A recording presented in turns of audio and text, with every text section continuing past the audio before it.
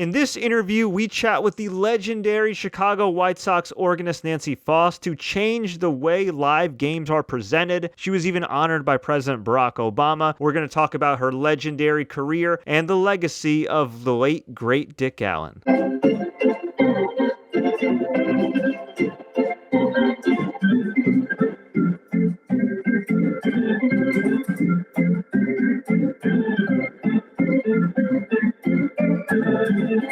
Wow. For those who don't know, I am Fred Richani. This is TSC News, the TSC News podcast, TSC and MNN. We have the honor and the privilege to be joined by legendary Chicago White Sox organist Nancy Faust. She invented walkout music. She has been at the job for decades. She's a Hall of Famer, and she's here to grace us with her amazing presence. And we're not just joining you in beautiful Arizona. We're joining you in your farm, right? Well, actually, you're welcome to my barn. I guess you call this a girl cave or a woman cave. This used to be a tack room, and we've converted it to a little office so I can put the organ out here because it doesn't fit in the house. And my gracious donkey is, she's not opinionated, and she accepts any kind of music. So I'm sharing the barn with my gracious donkey, Mandy. Your donkey seems a lot more obedient than my cats. My cats hear any noise, they just go crazy, they misbehave, and your donkey's just relaxing in the background. Well done. They're captive. There's no place they can really actually escape. Really fun having them out here with me. That's true. Now, we want to definitely talk about your legendary career, everything you've accomplished, everything you're currently doing right now. But I have to ask you about the brand new book that is coming out, Chili Dog MVP, Dick Allen, the 72 White Sox, and a Transforming Chicago, which chronicles the legendary Dick Allen and his epic tenure with the Chicago White Sox. In fact, you could say that Dick Allen practically saved the White Sox from being moved. So I got to ask you, Nancy, just about your contributions to the book and what are your memories of the great Dick Allen? Well, I had the good fortune of being playing there in 1972 when Dick Allen came on the scene. Actually, that was my third year, and it was the year that the organ was placed behind home plate out with everybody. So I had a lot of exposure, and I had a lot of feedback, and I had a really good feel for fans and just how they reacted to various players. And Dick Allen created a reaction that I have never experienced when I saw fans go crazy when he came up to bat. Because actually, my first year was 1970, when we hit an all-time low in terms of attendance. Wow. I think attendance for the whole season was something like 400,000. Well, Dick Allen came along and he fired up the city, and attendance, well, probably tripled or something. We finished 20 games, I believe, over 500 that season, rather than our poorest record ever. And he just changed the complexion of baseball. I was lucky enough to have been on the scene, and I just responded to his appearance with a song that kind of gave me an identity as well as Dick Allen. And so when Sports Illustrated wrote about this phenom, they'd always include the fact that, well, even the organist has a song for him. And that song was Jesus Christ Superstar. And it was just based on his talents and the reaction of fans to his appearance. They say that Dick Allen was Michael Jordan before Michael Jordan. Can you just kind of describe that and why that's accurate? Well, it's accurate because he just created such interest in sports and in baseball. And he brought fans out and attracted a lot of national media. And it was unexpected. And like I say, I was just fortunate to have been there. And I think the team would have probably moved to Milwaukee or some other place because they just couldn't draw before that. So that made the difference, just like Michael Jordan made such a big difference. And you certainly have made a tremendous difference to all the games where you played the organ. I mean, just coming up with entrance music, with walkout music. I mean, it's something that you would think somebody would have come up with before, but no, you had the foresight to say, hey, I think this would enhance the game. When you first did that and got positive feedback from the fans, what was the reaction of ownership? Were they like, whoa, whoa, whoa, whoa, whoa? Or did they kind of embrace it and understand, like, okay, this is something that we should be doing moving forward? Oh, I think they really liked it. And it was a matter of me being able to do something well. I didn't have to read music. I could just play anything that I could think of. And like I say, I had the help of knowledgeable fans surrounding me. So they would give me a lot of insight into players that came up to bat. And so actually when I was hired, that was by Stu Holcomb back in 1970. Stu Holcomb at that time was the general manager, and John Allen owned the team at the time still. And Stu had said, perhaps you could give a little walk-up. Now, he didn't call it walk-up music then, just a little fanfare as each player approaches the bat. How about playing a state song for each player? And I just remember that Bart Johnson was one, and that he gave me an example for. And he said, Bart is from California, so you could play.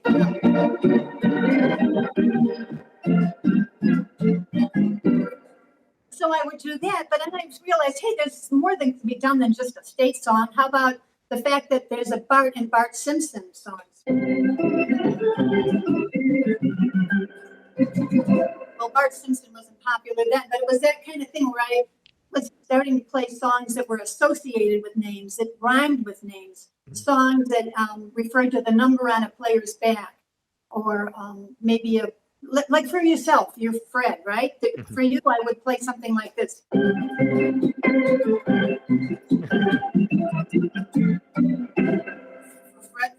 Flintstone, or because there was a Fred in Mr. Ed.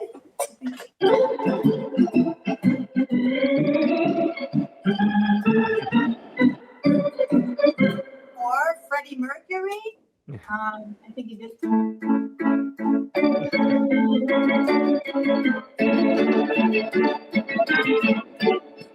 so you get the idea, Fred?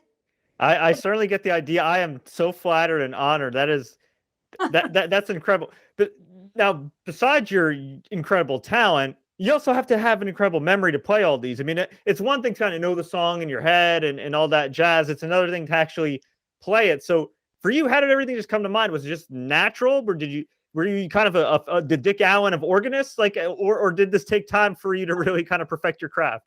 Well, that's flattering. Dick Allen of organist. Well, it was just really the only thing that I can do well, and that's play anything that I hear, or even if I've never played it. If I know how a song goes, I'm able to play it.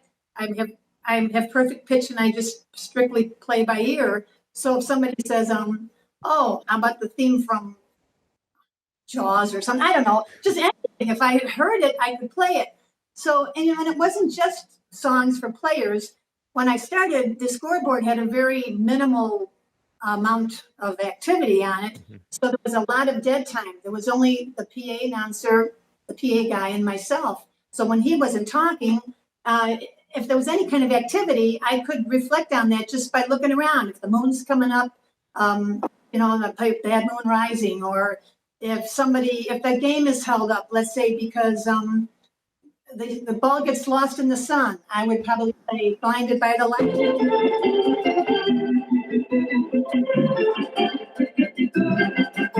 And then let's say you get some sunglasses then so we can see.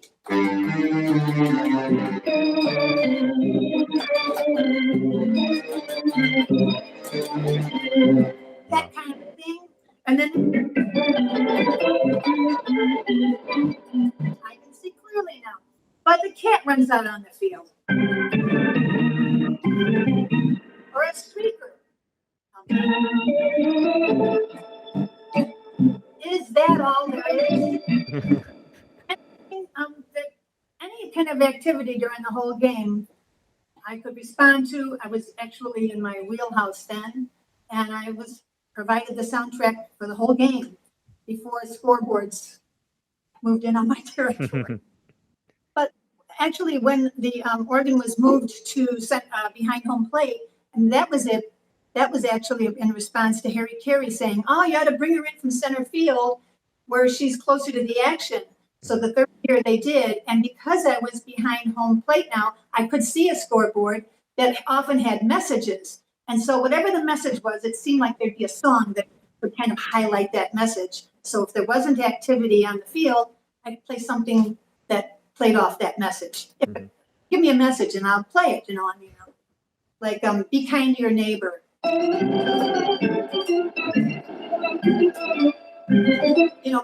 to the people sitting around you. Don't smoke. Smoke out the water. Any kind of a message. There was something that could be highlighted musically. A great story that I read about was when you played Na Na Na Na Hey Hey Goodbye. I believe it was the legendary Billy Martin who was kicked out of the game, and when you started playing that. Well, that's not when I started it, but it was that year that it took off. And so the fans were kind of conditioned to singing that song. I was the first to play it, and it was during the Bill Beck era when fans were just, uninhibited that year so they were all ripe to respond to songs. And we were vying for first place playing Kansas City in the middle of the summer. And when they pulled their pitcher out, I happened to play this.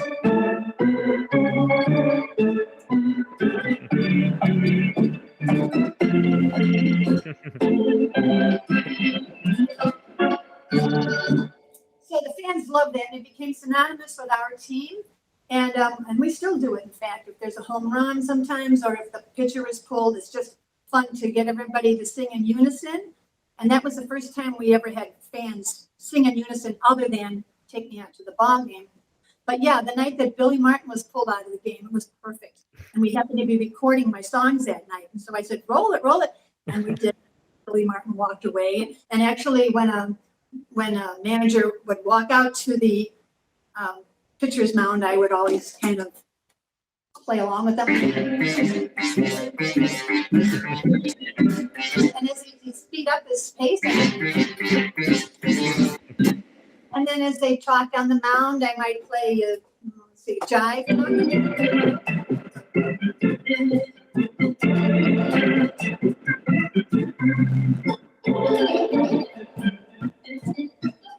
Any of those talk songs, or Lean on Me if they're trying to calm each other down.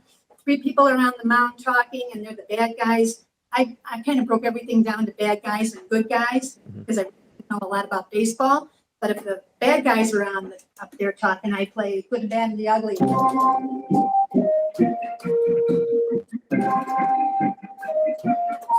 But if it's a good guy,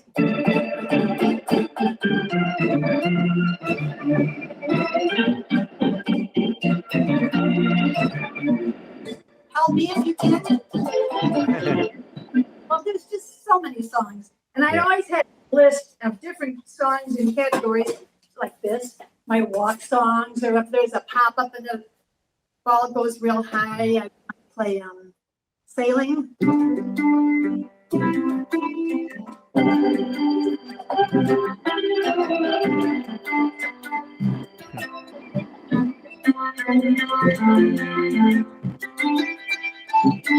Or something like that, because we have Stairway to Heaven. Any pop-up kind of song, like some.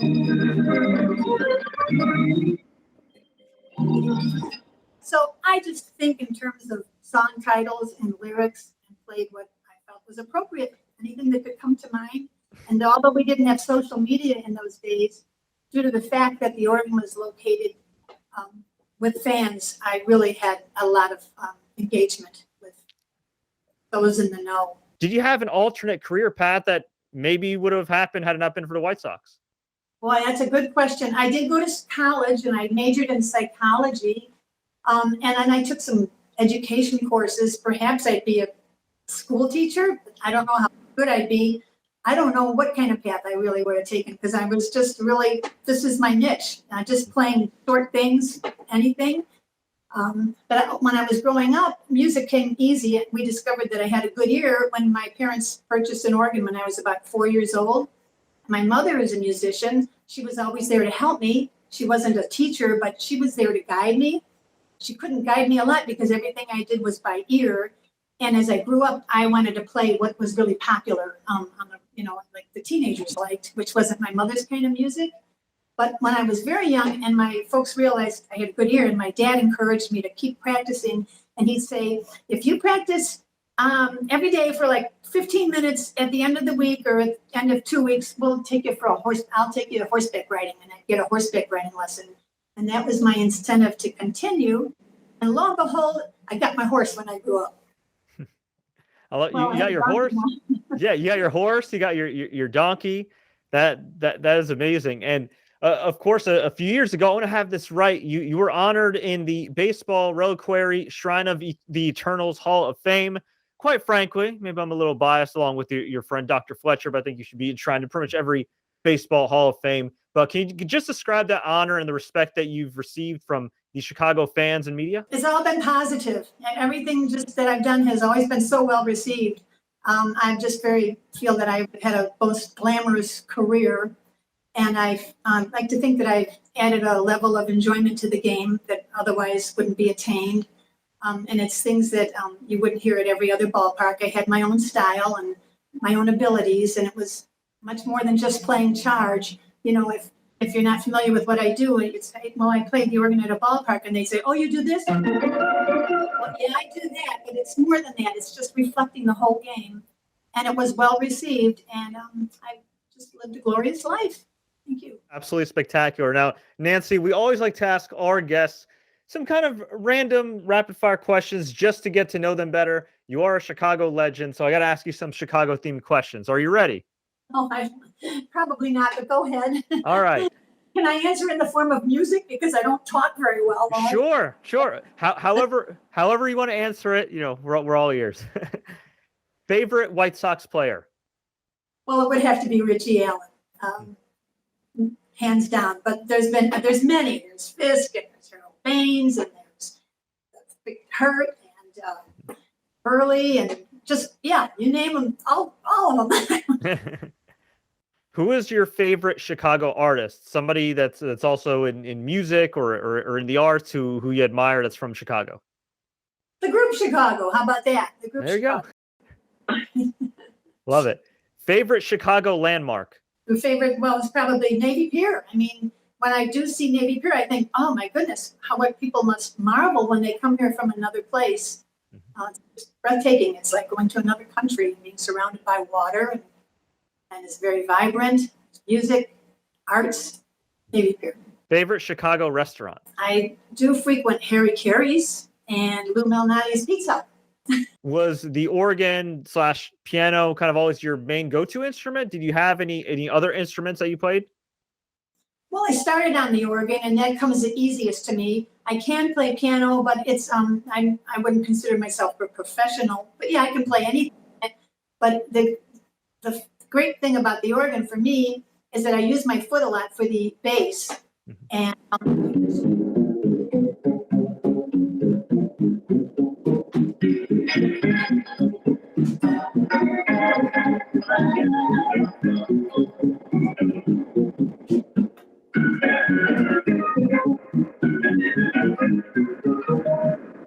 so because I can use my foot, I can have a lazy left hand and just hit chords. And when you play piano, you can't get away with that. You have to, keep moving with that left hand. And my left hand is a little lazy. So, but yeah, I play a little guitar and what else? Accordion. But no, organ is what I'm most comfortable playing. Very cool. Very cool. Yeah, I need to hire you one day to just narrate my life. Like, I don't know how. We'll get like a traveling organ, and anytime I go to work or anything else, or I'm feeling sad or happy, just, you're in the background. There you go.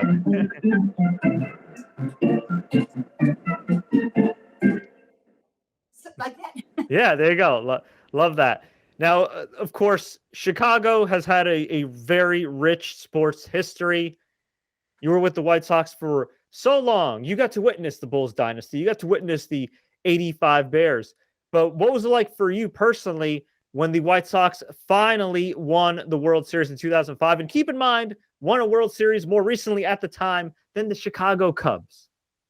How about that? But yes, that was quite a once-in-a-lifetime experience for many. And I think what bothered me most was that I had met so many generations of people, fans, that were not alive to experience that. Fans that, they come and go because some get old and so on. And I just would reflect back to those fans that visit my booth. And I thought, oh, if only they had been here to experience this, because they were so loyal and how much they would have enjoyed that.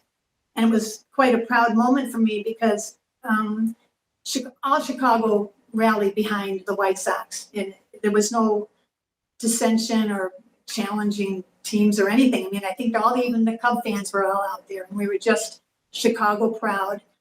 There were no bad incidents at the rallies and the parade.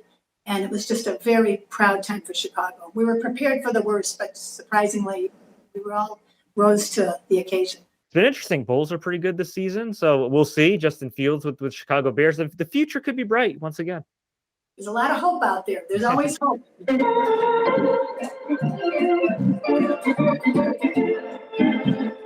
gotta have hope, and you gotta have faith.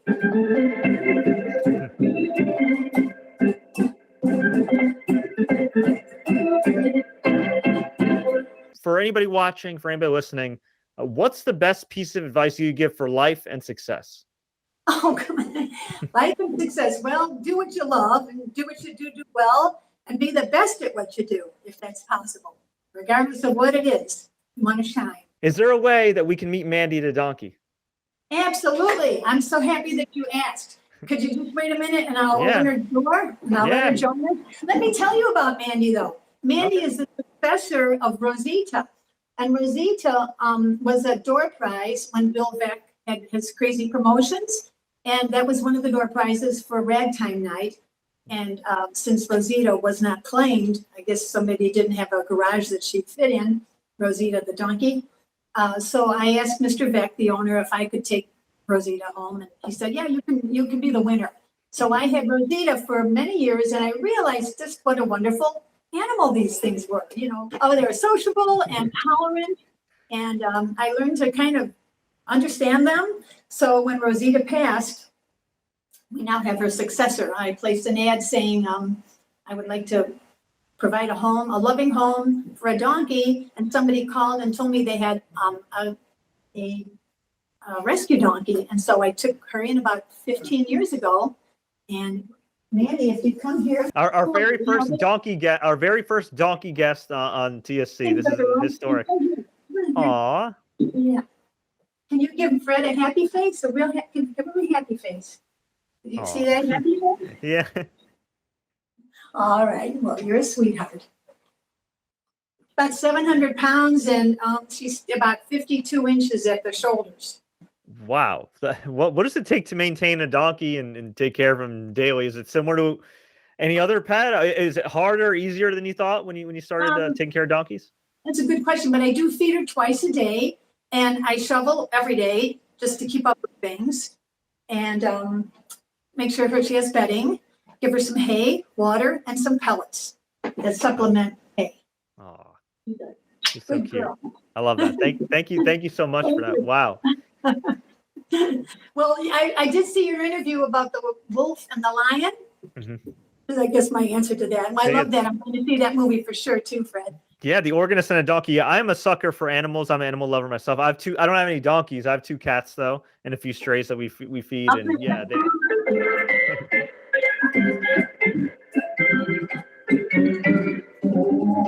Nancy, I thank you so much for your time. It was an absolute honor and privilege. Is there anything you wish that I asked you in this interview? You could ask me if I'd like to play for some more ball games.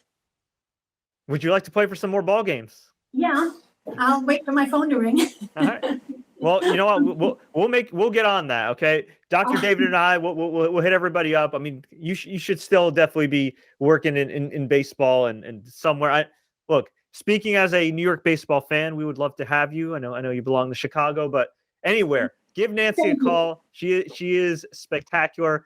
Nancy, is there anywhere people can find you online? Are you on social media at all? Well, actually, during COVID, I learned to somewhat of something about Twitter because I thought it would be nice to have some of my songs preserved.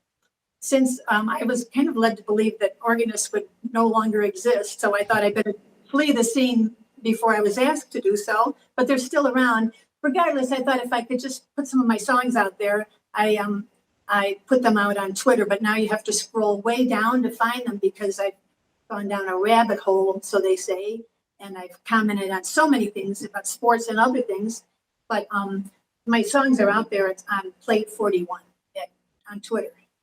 Great. And if I could make a suggestion, I think one of your tech buddies should open up a TikTok account for you. I think you would be a hit. I think if you just played a new song every day on TikTok, like you'd be a hit. That's pretty technical for me. I don't know if I can do that. I haven't figured out Facebook, and I don't want to. So, yeah, but thank you. I've heard of it. All right. We'll talk to Dr. David. We'll talk to our friends in Chicago. We'll get that set up. Thanks, Fred. Thank you for letting me join you today. It's been a real pleasure. Absolutely. It's a real pleasure, Nancy. Thank you so much for everything you've done for the game, what you continue to do, and for just being just a wonderful person. Thank you so much. Thank you.